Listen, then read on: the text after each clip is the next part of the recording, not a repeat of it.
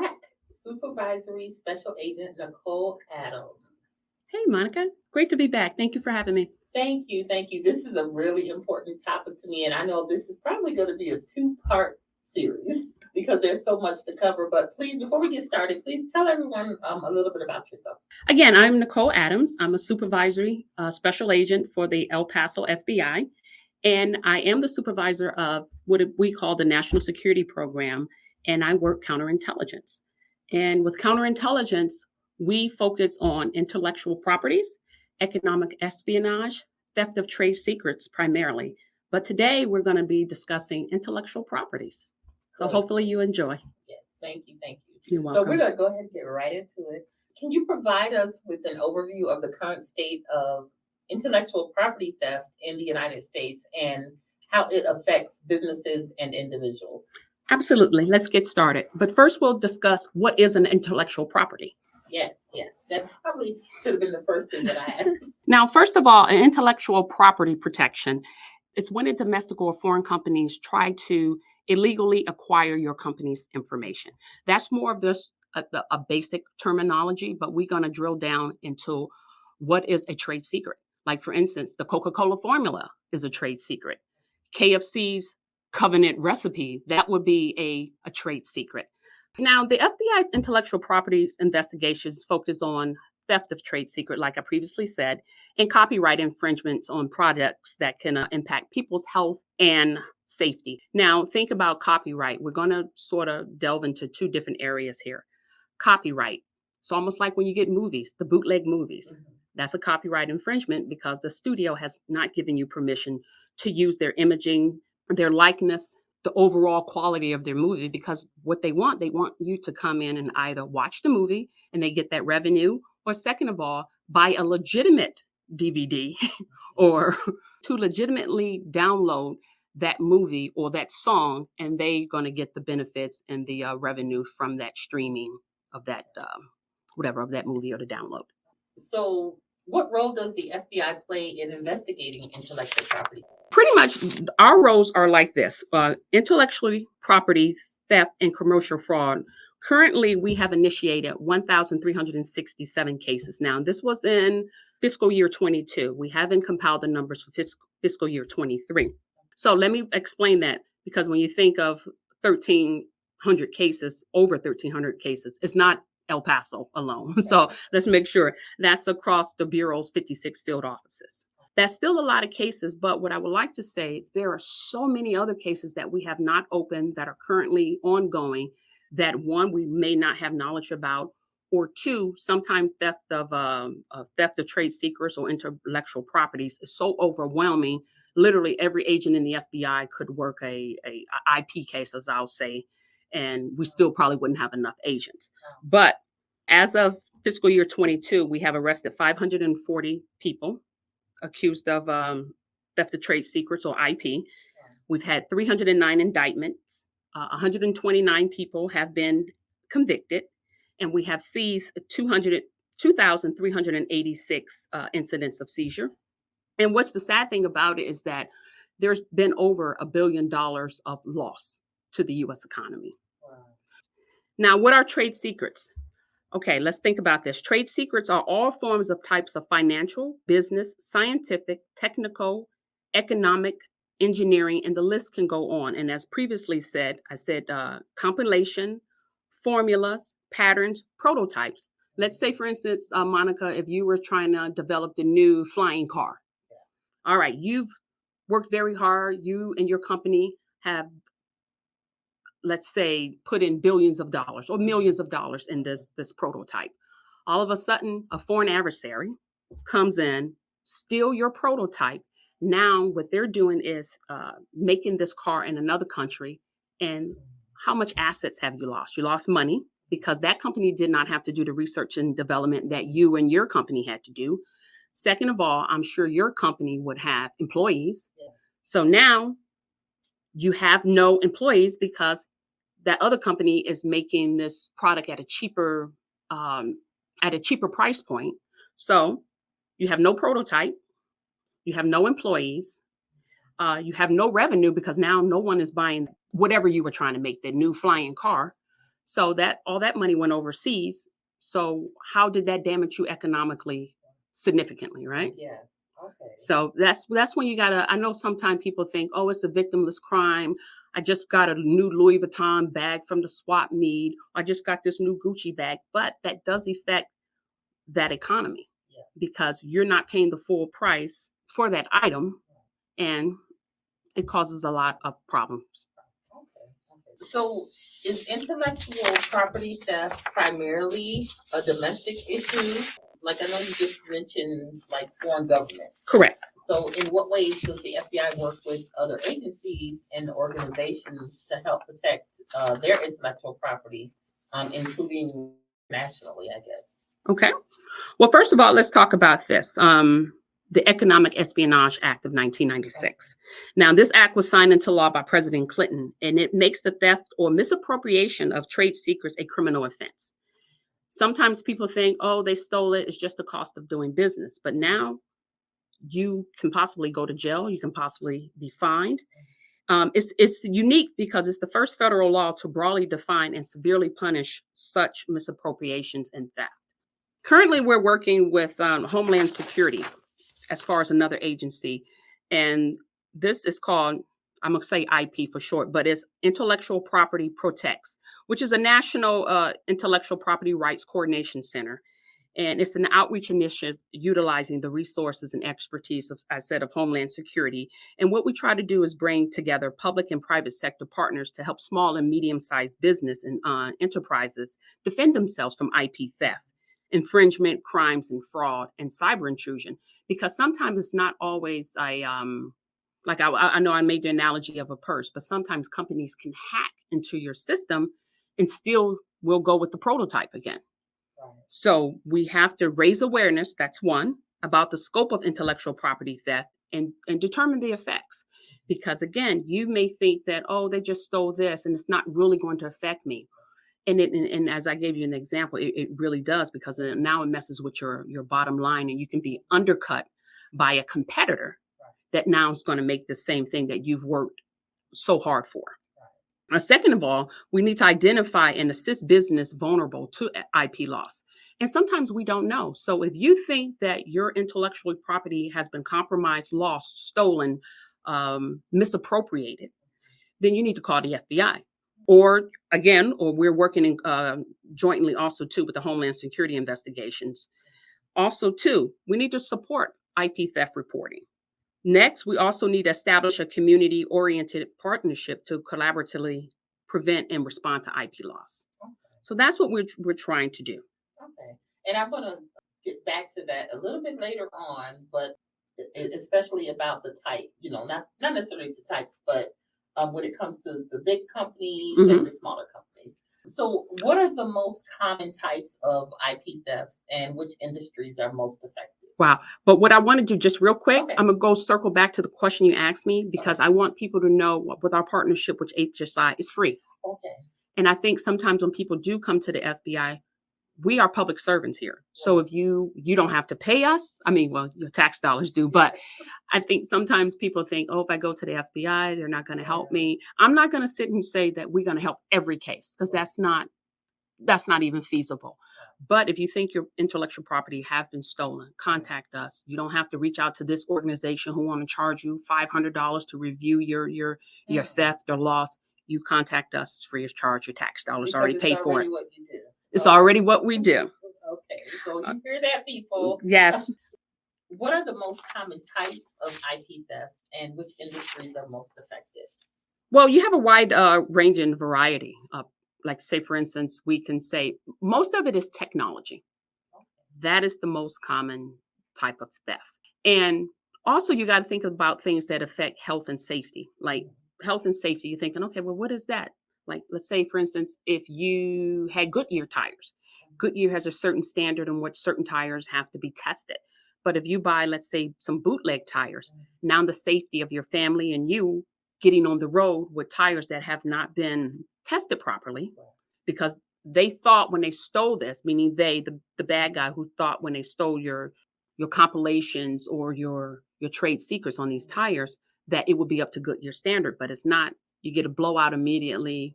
You get in an accident and you cause harm to yourself and the health and the safety of your family or other people. So also too, medical products, believe it or not. And I know we talked a little bit about this offline.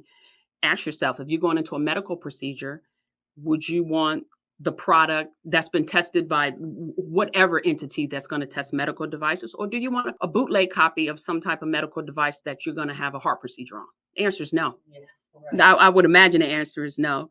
Also, defense technology. That's a big one because the adversary wants to know our capabilities.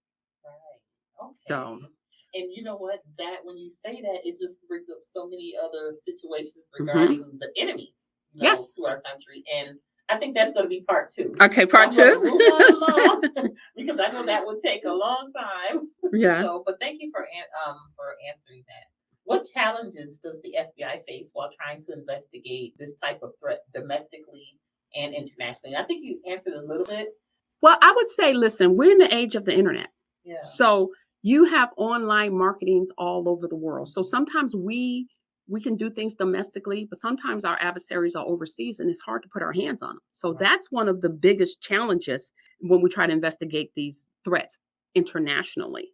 Also domestically, sometimes people have these, and we can sort of drill down to it, but let's say, for instance, you have people using double VPNs. They're trying to, it look like they are trying to contact you from, let's say, Las Vegas, but in reality, when you dig a little deeper, they were really out in Florida. So we have to go through the challenges of finding actually where the person is in the United States or overseas. So that's one of the challenges. And I think one of the biggest challenges, sometimes people don't think it's a big deal when they're buying counterfeit goods. So they figure, again, go back to, I don't care if it's a fake this or fake that, but if they look down the road, they'll see the long-term effect that it does affect U.S. businesses in our economy. I'm pretty sure. I think. I'm sure I met people or Mhm. heard people say, "Hey, they have billions of dollars. They're not going to lose anything." But then they don't see the big picture, like you were talking Yeah. about. People losing their jobs. And, That's true. Yeah, the Because, economy. and I'm sure over many, many years, a lot of our industries have been sent overseas, and that affects us economically. And sometimes companies go overseas because it's just a cheaper price point or whatever the case may be. But imagine if that was not the case and you put all your hard work and effort into research development or something, and then somebody hacked into it or stole it. And then all of, Right. your hard work is gone now. Yeah. Oh wow! I think I'm learning a little bit Yeah. more as we go along. So I can only imagine this of what you guys go through to fight Okay. this. So what about here in El Paso? I know you guys know that I always ask about El Paso. So in our border region, like, could there be a possible threat in our area regarding intellectual property theft? I think it's not just here in El Paso, but just all over the world. Mhm. And I think too, by us being on the border city, sometimes you can have counterfeit medication. Yeah. And as we know how high medication can be just for anybody, you go in, you have some issue, and here in the US that pill may cost you whatever $500. Then you think, hey, I can go across the border and get it for $25. Now you got to think about it. Did they take the intellectual properties of a certain drug company, make these pills? Now, again, we circle back to affecting health and health and safety. So that's how it can sort of, I guess, cause an issue living on a border city like El Paso, where you can get fake products. It's kind of easier for it to sneak in here. Absolutely. And not only that, it damages the reputation of, let's say, a company. Because if I go across to wherever, in Mexico or whatever, and I'm getting so-called, I'm thinking I'm buying, let's say, example, legitimate Tylenol. I get it from there. I get sick or get hurt or die. Now, my family probably want to sue Tylenol. Then Tylenol's like, hey, you can't sue us. But it damaged their reputation in the long run, because what's going to happen? People are like, I'm not buying Tylenol for a long time. Right. And again, that hits them economically. I can understand that. And also, too, tax revenues. As we know, if you're buying a not legitimate product, or you think it's legitimate, it hurts us tax wise, because if you're not getting the tax revenue from a legitimate person, our taxes pay for the street lights. And if the city of El Paso does not have enough taxes, now these resources suffer. So for those of you out there who are doing this, please stop. We'll get back to you later. And then it does rob us of our jobs here in the U.S. Yes, yes. Okay, especially that I see so many advertisements for pills, affordable medications from different countries, but at the same time, they can get them here easily.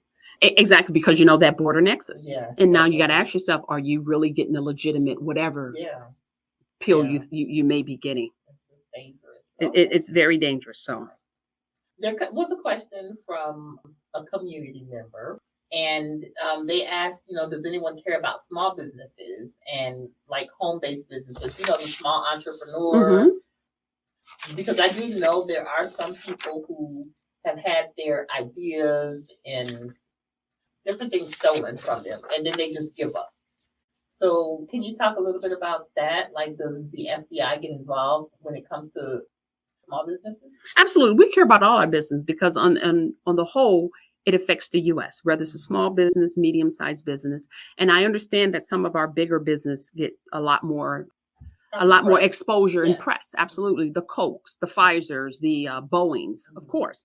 But we do care about our small business and what we try to do and the way we try to handle it. I would like to talk about our coordination with Homeland Security now. And of course, the FBI, we do have dedicated agents and analysts here, actually at any FBI office, but we're speaking about El Paso. And you can call in. First of all, you can make a complaint. You can come by our office. You can call our office here in El Paso, 915-832-5000, and initiate that complaint. But also, we work with at least 25 key federal international government agencies, as well as private sector partners, to pretty much combat intellectual property theft around the world. But what I would also like to give your viewers is this. It's the National Intellectual Property Rights Coordination Center. And that website address is www.ice.gov/IPR Center. That's CENTER. I'll give that again, Monica. www.ice.gov/IPRCENTER.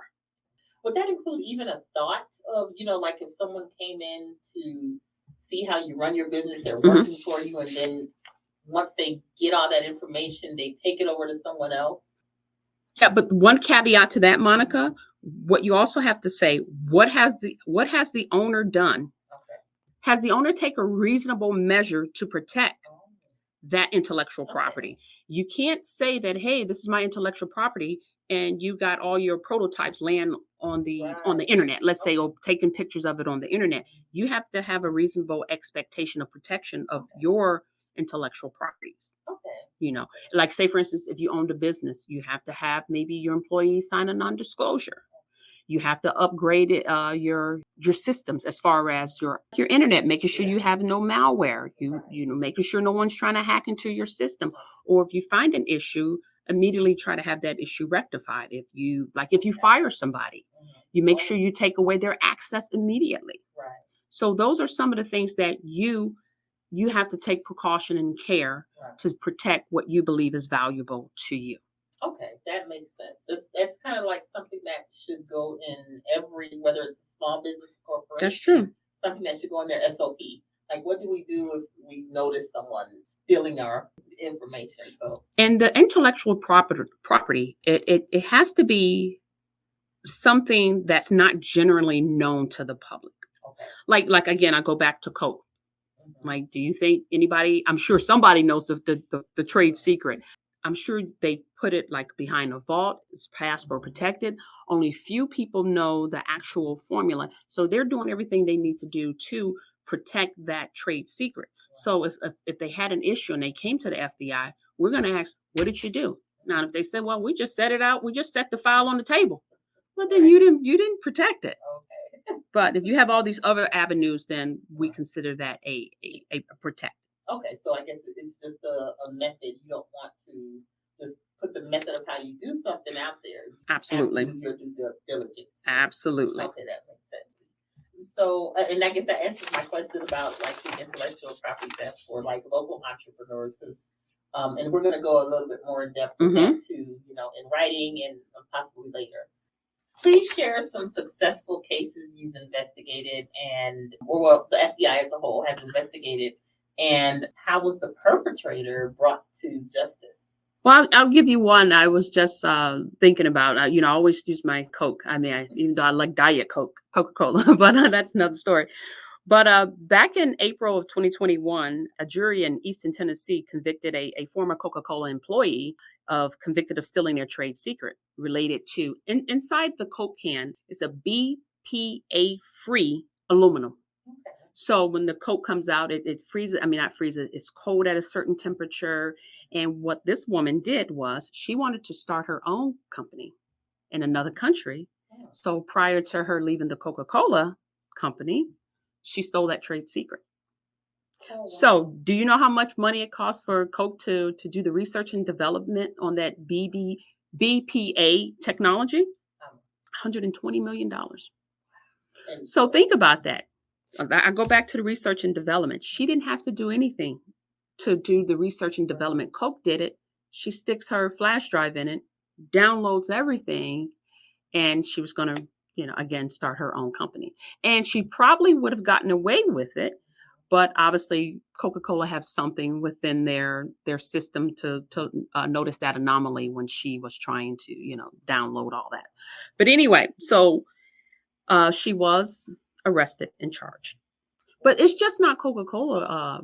It's other companies, Boeing, it's Pfizer, it's many companies that have issues to where people are trying to steal their technology and try to duplicate. We call that reverse engineering, and try to duplicate that technology. One, because obviously it's from an economic standpoint. They want to make that money for themselves or for their company. And a lot of these folks, what they do, they're usually trying to do a startup business. And that goes to, again, not just foreign governments, but when foreign actors try to steal our American technology, you'll usually see it, I don't know, maybe a year or whatever, a couple of years later, then they undercut the US. Now, instead of buying whatever it is for $5 a can, they'll sell it to you now for $3. Now that factory in the US has went under because somebody's buying it for $3. And when the factory goes under, everybody get laid off. So, and like I said, it trickled down to, because, and I'm gonna get a little granular here, because when that company closes down, let's say you had a Subway shop where all those employees at company would go to that Subway shop and eat and help that business out. Now the company's closed down. What happened to the Subway shop? Oh, see, that's where the economic the economic dwindle goes down. Yeah. I mean, because not only next to that let's say that Subway shop, there was a guy there that shines shoes, but whose shoes is he shining now? Right. So now it's just you see the domino effect. Or that gas station on the corner. Absolutely. Okay, yeah, So yeah, and I think trickle-down effect, I guess. exactly, and I think a lot of people don't really see it that way. Most people don't. I don't think people pay attention to it unless it happens to them. Happens to them, yes. But with some of the factories, like just thinking back years ago when the factories were closing, it makes sense. You kind of wonder why now. Yeah, and then all those businesses next door to that factory is very likely going to close down. Right. Okay. Wow. Okay. So this is really serious. Yes, it's Okay. very serious. So does the FBI stay up to date when it comes to new initiatives or techniques and technologies used by thieves? Absolutely. That's the only way we've been able to survive for over 100 years is we have to. Well, first of all, let's circle back to we hire some of the top minds in the world. I'm not as technologically savvy, but I tell you this, I surround myself with the folks that are. But yes, we definitely stay upon the new technologies, the new marketplaces, the payment service providers, and also the advertisers that may inadvertently enable the activities of criminals. So yeah, we do. You stay up to date. We try to, but I will like to say this: we don't know everything, and that's why again I always employ your listeners If you think there's something out there that we're not aware of, or that you may be able to give us information on, we want you guys to call in to do that. Like if we, like for instance, if you know somebody who's still in technology, or somebody intellectual properties, it may not be yours, it may be a friend, or you may just heard a rumor. You should give us a call, because we just may not know about it. We may not. And I'm sure that you know how some people are kind of standoffish when it comes to contacting the FBI. So what can you say that can probably ease their minds a little bit when it comes to reporting these types of crimes? Well, first of all, you can be anonymous in most cases. And the reason I say most cases is because if somebody is going to be harmed, let's say that, then your identity may have to be disclosed. But primarily you can be anonymous. And we have several different ways. Like I told you before, you can call us, you can email us at ic3.gov, or go on our website to see, hey, like, you know what, I do think the FBI need to know about this information. Because sometimes people have information that may be able to be reported to their local police department, and it's not an FBI matter. That's, Also, too, this happens I've done this before, but it's very rarely that I do it. Sometimes we will meet you at at your home, depending on the situation. We are known to meet at a coffee shop or something if you want to report some information to us. And like I said, it doesn't necessarily have to be any type of IP, but if you think it's a crime that has been committed, especially if it has a federal nexus, somebody need to be on the phone calling the FBI. Right. Okay. Well, so there you guys have it. You don't have to go to the FBI's office. And don't be afraid to contact them if you do know this, or if you're a victim. Or if you're absolutely, if you're a victim. That leads me to my next, probably my last question until we do part two. We're going to do part two. Good. But what can businesses and companies do to combat IP theft, and how can they report it? Well, you just mentioned how they can report it, but if they believe they are victims, so what should they do, I guess, to combat it, to avoid being victims? Okay. Well, one thing what I would like for you to do, Monica, if possible, I'm going to provide you a pamphlet later on, and maybe you can post that on your website. And then, because sometimes people are visual and they want to see it. And I'm a visual person, so I understand that. But first of all, do not store private info on any device that's connected to the internet. We always advise against using like Wi-Fi at hotels and Starbucks. If you're doing something really personal, if you're doing your business plan, don't do it at a Starbucks Wi-Fi. Starbucks Wi-Fi is cool if you want to just, whatever, review the internet. But when it's something like your business plans or your prototype or something important you're working on, I would advise against that. Also, update your security software tools.